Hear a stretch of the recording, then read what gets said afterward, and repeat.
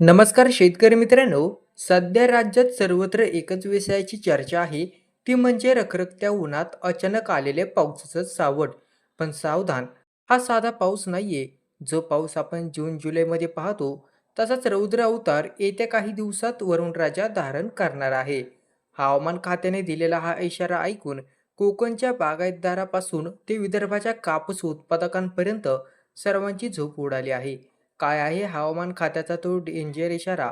नेमकी कुठल्या जिल्ह्यांवर पावसाचं संकट येणार? आजच्या या विशेष रिपोर्टमध्ये आपण जाणून घेऊया संपूर्ण बातमी.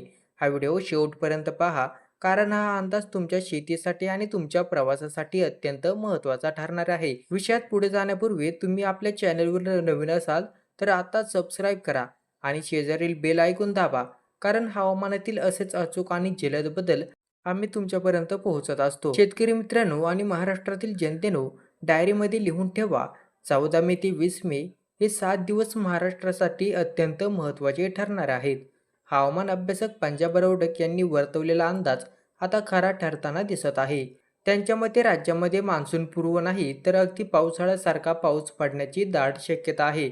अरबी समुद्रात निर्माण होणारी स्थिती आणि वाऱ्यांचा बदललेला वेग यामुळे पावसाचे ढग महाराष्ट्राच्या सीमेवर धडकण्याचे सज्ज झाले आहेत. पण सर्वात मोठा फटका कोणाला बसणार? तर उत्तर आहे कोकण. कोकणाची स्थिती सध्या रत्नागिरी, सिंधुदुर्ग, रायगड व पालघर ही नावं सध्या हवामान खात्याच्या रडारवर आहेत. कोकणात सध्या प्रचंड उष्णता व दमट हवामान जाणवतंय. हे वातावरण म्हणजे मोठ्या पावसाची नांदी असते. आता वळूया देशाची आर्थिक राजधानी मुंबई आणि सांस्कृतिक राजधानी पुण्याकडे. मुंबईकरांनो, लोकलचा प्रवास करताना छत्री सोबत ठेवा, कारण 14 मे नंतर न कधीही वरुण राजा सलामी देऊ शकतो. पुण्यातही ढगाळ वातावरण राहणार असून दुपारनंतर विजांचा कडकडाटाची पावसाची शक्यता आहे. दुसरीकडे विदर्भात मराठवाड्यात मात्र परिस्थिती थोडी वेगळी आहे. तिथे एका बाजूला कडक ऊन तर अचानक संध्याकाळी गारपिटीचे सावट येऊ शकतं.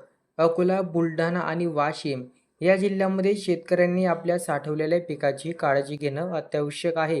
व्हिडिओ पाहणाऱ्या सर्व नागरिकांना कळकळीची विनंती आहे. शेतकरी बांधवांनी काढणीला आलेला माल सुरक्षित ठिकाणी हलवावा. वीज कडकडत असताना झाडाखाली किंवा मोकळ्या मैदानात उभे राहू नका. जुन्या मोडकळीस आलेल्या इमारतींमध्ये राहणाऱ्यांनी अधिक सतर्क राहावे. आपल्या पाळीव प्राण्यांची पावसापासून संरक्षण करण्यासाठी सोय करून ठेवावी. तर हा व्हिडिओ तुमच्या मित्रमैत्रिणींना आणि नातेवाईकांना, विशेषतः शेतकरी बांधवांना व्हॉट्सअपवर शेअर करा, जेणेकरून तेही सावध होतील. तर पुन्हा भेटूया अशाच एका महत्त्वाच्या अपडेट्ससह. तोपर्यंत काळजी घ्या आणि पाहत राहा आमचं चॅनेल. धन्यवाद.